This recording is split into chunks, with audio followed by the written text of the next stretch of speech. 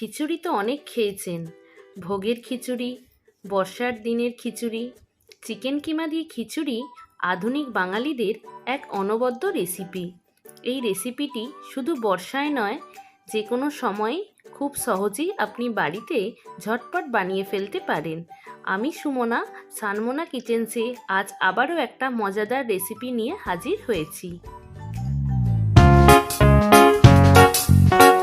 Chicken কিমা দিয়ে খিচুড়ি বানানোর জন্য এখানে আমি নিয়েছি চাল। আমি এখানে 2 কাপ চাল নিয়েছি, 1 কাপ মুগের ডাল আর নিয়েছি 1 কাপ মুসুর ডাল। প্রথমে আমি শুকনো খোলাটা গরম করে নিয়ে এর মধ্যে দিয়ে দিলাম 1 কাপ মুসুর ডাল। মুসুর ডালটাকে কয়েক সেকেন্ড গরম কড়াইতে নাড়াচাড়া করে নেব। সবসময় মুসুর ডালটাকে একটু নাড়াচাড়া করে নিলে গরম তাওয়াতে তার টেস্ট আরও ভালো হয়। এবার আমি চালের মধ্যে এই ডালটা দিয়ে দিলাম আর দিয়ে দেব মুসুর ডালটাকেও। এবার এই সমস্ত উপকরণকে খুব ভালোভাবে ধুয়ে নেব। 3 থেকে 4 বার জল পাল্টে পাল্টে আমি কিন্তু এই উপকরণগুলোকে ধুয়ে নেব, কারণ ডাল আর চালের মধ্যে প্রচণ্ড ধুলো থাকে, সেই জন্য ধুয়ে নিতে হবে। এবার আমি এটাকে ভিজিয়ে রাখবো আধ ঘন্টার জন্য।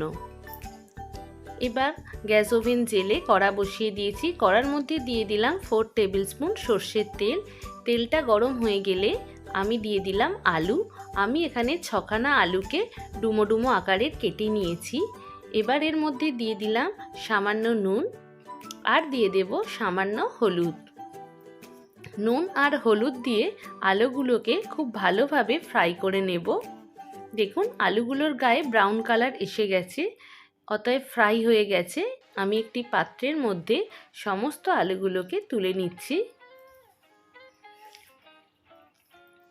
সমস্ত আলু তুলে নেওয়ার পর আমি ফোড়ন হিসেবে নিয়েছি তেজপাতা, লবঙ্গ, শুকনো লঙ্কা, দারুচিনি, 5-6টা গোলমরিচ আর নিয়েছি 4টে এলাচ। এলাচগুলোকে অবশ্যই ফাটিয়ে দেবেন।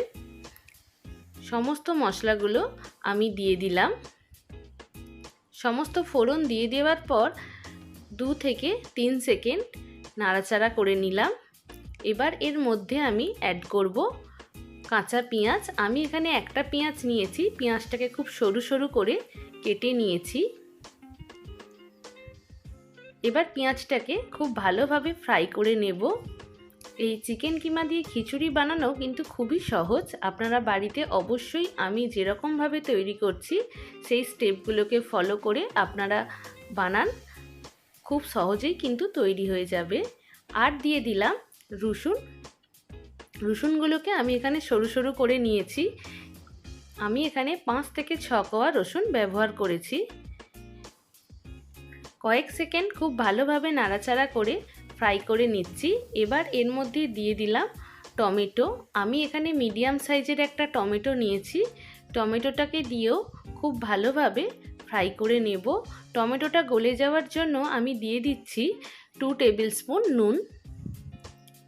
2 টেবিল স্পুন নুনটা দিয়ে কয়েক সেকেন্ড খুব ভালোভাবে নাড়াচাড়া করলেই টমেটোটা গলে যাবে। এর মধ্যে অ্যাড করব আর 1 টেবিল স্পুন আদা বাটা।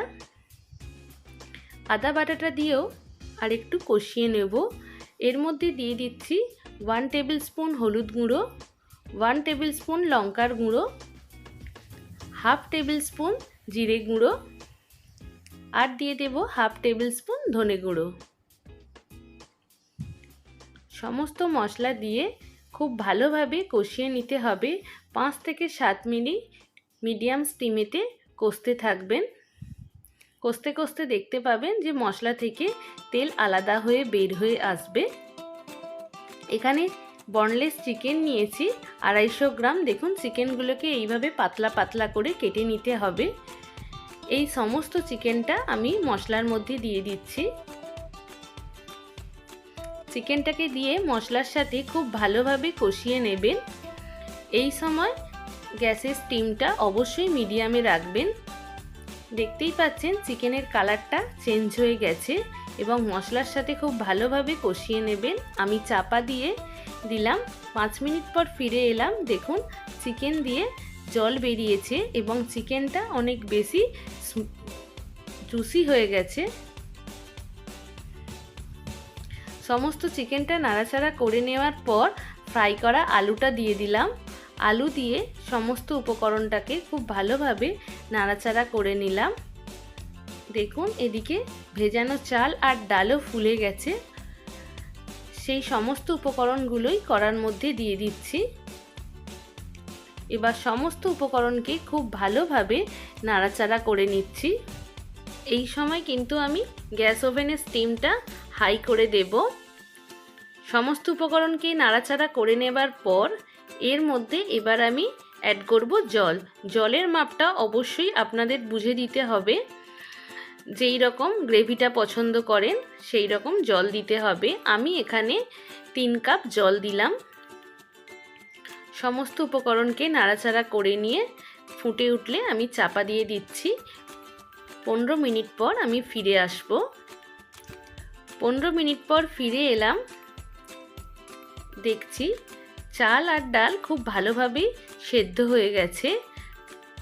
এবার এর মধ্যে আমি অ্যাড করব চেরা কাঁচা লঙ্কা। আমি এখানে 4টে চেরা কাঁচা লঙ্কা দিচ্ছি, কারণ কাঁচা লঙ্কার ঝালটা খুবই সুন্দর টেস্ট আনে। আর দিয়ে দিচ্ছি স্বাদ মতো চিনি। অবশ্যই যদি আপনারা চিনিটা না পছন্দ করেন স্কিপ করতে পারেন। আবারও সব উপকরণকে নাড়াচাড়া করে নিলাম এবং আমি আবারও চাপা দিয়ে দেব 5 মিনিটের জন্য।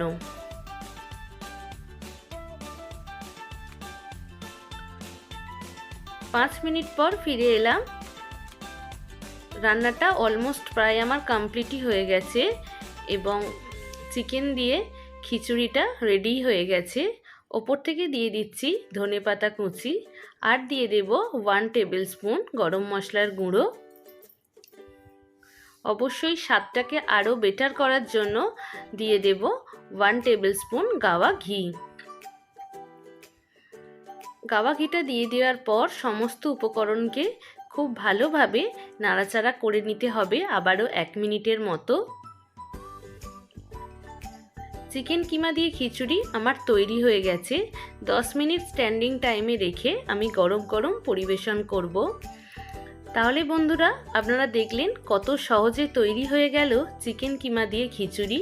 আপনারা বাড়িতে অবশ্যই তৈরি করবেন এবং কেমন লাগলো তা কমেন্টস করে জানাবেন। ভালো লাগলে লাইক করবেন, বন্ধুদের আত্মীয় স্বজনদের সাথে অবশ্যই শেয়ার করবেন। আমার চ্যানেলে নতুন বন্ধু হয়ে থাকলে চ্যানেলটিকে সাবস্ক্রাইব করবেন। ভিডিওটা দেখার জন্য অসংখ্য ধন্যবাদ।